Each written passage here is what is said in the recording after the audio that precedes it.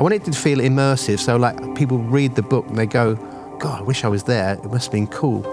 So you get a sense of the town, because it's very much not just about the stars, it's about the whole atmosphere of Cannes at that time.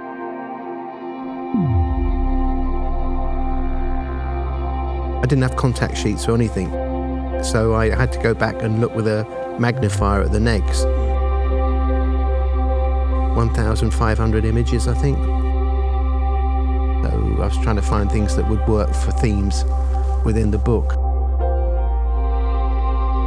The Croisette, the police, the whole feel of the town as well. For me, that was as important as kind of the images of the people. You know, the buildings, the billboards. There was a publicity guy called Theo Cowan, who was Michael Caine's publicist and Peter Sellers' publicist.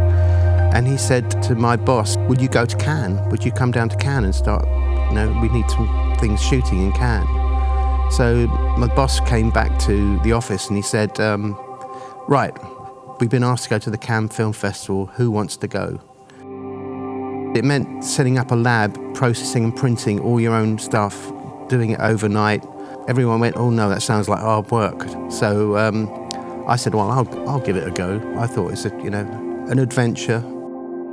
So that's how I first went down to Cannes. It was really hard work because it was, shooting during the day and in the evening, then processing and printing through the night and getting the pictures back the next morning so they could go in the trade magazines and be Wired or whatever. And they all had to be captioned as well. It was a tough thing to do, but it was exciting really. My first job was photographing Fred Astaire and Gene Kelly on a Rolly, medium format in those days. It kind of grew. I went back, started working for myself, and I kind of carried on over the years working for American and British film companies, looking after all their people during the film festival. Photography is not just about photography, it's about reading the moment and understanding where you should be, when to ask for things.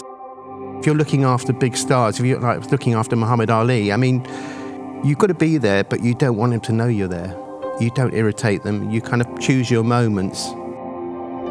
Paparazzis and the press in Cannes are so full on. They don't get those moments. And also because I'm working for them, I'm part of the team, which puts a different kind of spin on the way that they're going to deal with you, because they know you're not there to catch them out. I don't have another agenda. I just want to make sure that when they're in Cannes, they will be seen, and there'll be some interesting moments that we can get. It's about trust. I think photography is about trust between you and that subject. And if you build that trust, then you get great images, because there is a trust. It's psychological. It's like working on movie sets. Unless you understand the actors up here, you're never going to get the pictures on a movie. And kind of when's the moment and when isn't the moment. That's part of the job. Today there's people have personal publicists. They have a whole group of people around them. There's all these layers. In those days in Cannes, these people came to Cannes because they were there to promote something. They're trying to raise money for their next film, and the trust was actually, you're going to do a good job, we're going to get what we need to actually justify why we're here. And stars went to Cannes and they were expected to work. They didn't hide in their kind of luxurious hotel rooms. The film company would say, we're paying for you to come here, you're going to promote this, you're going to go out, you're going to shake hands with people, you're going to meet the distributors. And today, the festival is completely different. It's choreographed. Those people don't do those things anymore, because also they're scared of people with cameras in their phones. In the pictures, you'll see people just kind of hanging out, chilling, relaxing, being part of Cannes and being part of the festival.